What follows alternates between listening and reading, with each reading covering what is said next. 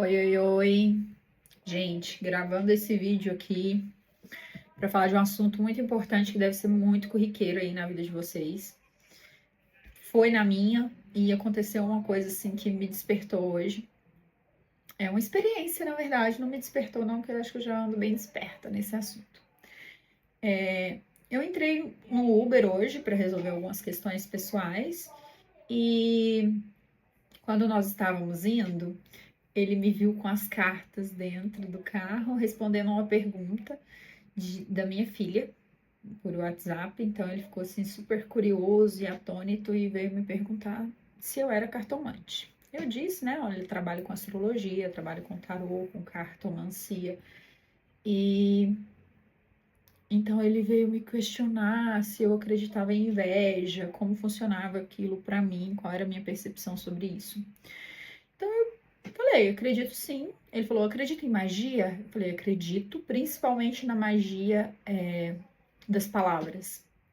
Quando você quando tem um grupo de pessoas que se reúne para falar algo, para mentalizar uma pessoa e ficar ali falando várias e várias vezes sobre algo que elas querem que aconteça, que elas acham que deve acontecer com aquela pessoa, isso para mim é magia, intenção, tem o endereço energético daquela pessoa. Eu já estive no meio dessas pessoas que falam, tá? Em um ambiente bem familiar.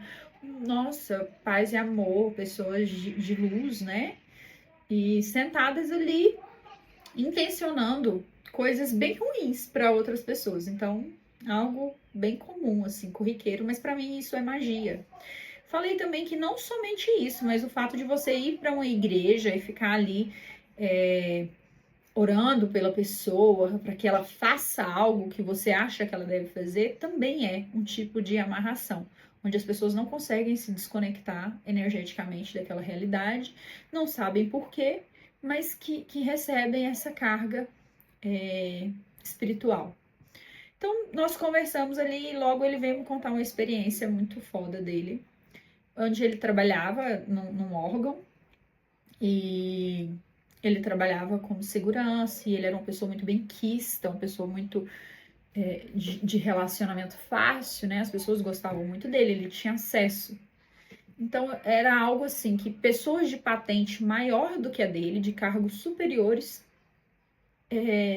questionavam ele como ele conseguia lidar tão bem com as outras pessoas. E muitas vezes pessoas de alta patente chegavam nele para obter acesso a outras pessoas, porque ele tinha o jeitinho dele de conquistar todo mundo, ele era uma pessoa dada e amorosa, e as pessoas gostavam, carismática, né? As pessoas gostavam disso e permitiam acesso a ele.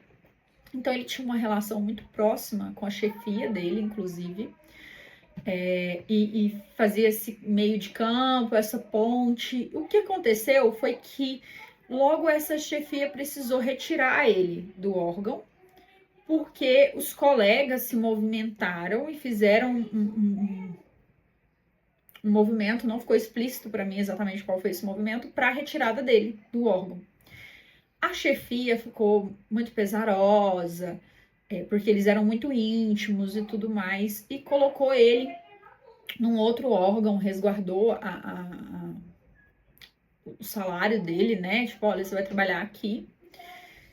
E ficou ali procurando ele, e ficava procurando ele para ver como ele estava se sentindo, se ele estava bem. O que para mim demonstrou assim muita culpa, sabe? Beleza. E aí eu tô lá sentada ouvindo essa história. E meu ouvido começou a esquentar, queimar. E aí veio pra mim assim, ô fulano, vou colocar o nome dele de fulano, né? Bem óbvio. Fulano, o que você aprendeu com essa história? Das pessoas te invejarem e pedirem a sua cabeça para sua chefia. O que você aprendeu com essa história? Ah, eu aprendi a acreditar em energia, né? Acreditar em inveja. Eu aprendi que conexão existe, que é muito real, porque eu me sinto muito conectado com a minha chefia até hoje. A gente se pensa, a gente se fala, existe uma conexão de alma ali, para além de um relacionamento que nós não temos. Inclusive, eles se relacionam com pessoas, né? Eles têm seus relacionamentos conjugais. Então, ele deu muita ênfase para a relação que ele tinha com a chefia dele, que resguardou ele, que guardou ele, que procura ele, que ele tem esse elo de almas gêmeas. Ele usou esse termo, almas gêmeas. E aí, eu fiquei pensando, na hora assim, já começou, né? A supitar informações. Eu tava com as cartas em mãos, mas eu não senti muita necessidade de abrir, não. Só abri uma e dei uma olhadinha e veio para mim a seguinte informação. Querido, ter um coração bom e ter essa genialidade em lidar com as pessoas, sem a perspicácia, sem essa malícia de viver, sem ter clareza sobre os ambientes e as pessoas com as quais você se relaciona e as situações que você está inserido, funciona como uma maldição, porque você não usufrui daquilo. Você vai lá, faz o seu, você às vezes ajuda outras pessoas, mas você não usufrui daquilo que você conquista, porque é uma ameaça, né? E você não está fazendo uma leitura clara do ambiente. Então veio muito claro para mim, olha, sua chefia era uma pessoa casada, quase que sai até o nome aqui. Era uma pessoa casada, não era interessante para ela ter esse nível de intimidade com alguém, provavelmente essa conexão a assustou. E então veio a fome e a vontade de comer e ela precisou te tirar do lugar que você estava. E ela não está errada, ela resguardou a segurança dela, a relação dela, a posição dela, o cargo dela. Ela estava resguardando, porque isso já estava ficando grande demais para as pessoas observarem que você era uma via, você era uma ponte. Para chegar nela, tinha que passar por você. Então ficou muito claro para as pessoas como isso poderia prejudicá-la também no papel de chefia. Provavelmente ela foi cobrada sobre isso. Então ela precisou te retirar ali. Porém, ela se sentiu culpada. E ela se sentiu culpada sobre isso. Tanto que ela arrumou um outro trabalho para você. Só que a sua ingenuidade mora em não ver a situação completa. Porque você tá focado na relação de amor e de afeto, de proteção, de como ela te ama, de como ela te protege, sem pensar com a cabeça racional de que, visto a ameaça sobre a chefia dela, ela precisou tirar você de campo. Então, assim, não é sobre odiar ela tá bem correta, eu no lugar dela faria algo parecido, eu só não iria enfiar na sua cabeça que nós somos almas gêmeas e ficar fingindo que eu estou me preocupando com você, tentando resolver os seus problemas. Isso aí eu não faria, porque ela tem uma obsessão por ele, ela precisa saber que ele tá bem para lidar, eu acredito que seja para lidar com a culpa dela, que ela tá sentindo de ter tomado aquela atitude, tá?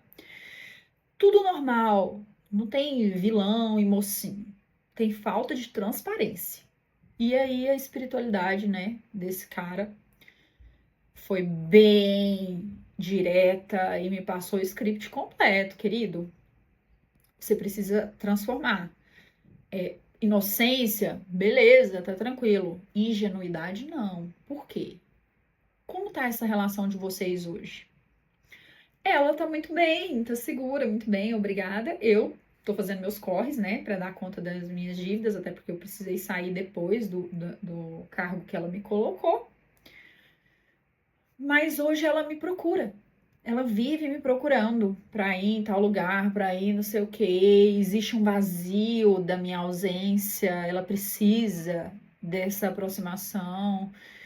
E eu fiquei pensando, quanto disso é uma dependência energética? Entende? Quanto do seu poder pessoal, da energia que você poderia estar gastando, construindo a sua vida, construindo coisas que tem valor para você, que você acha importante, que vão te colocar num lugar de se sentir vitorioso, de habilidoso, de colocar em prática tudo isso que você me falou que você tem.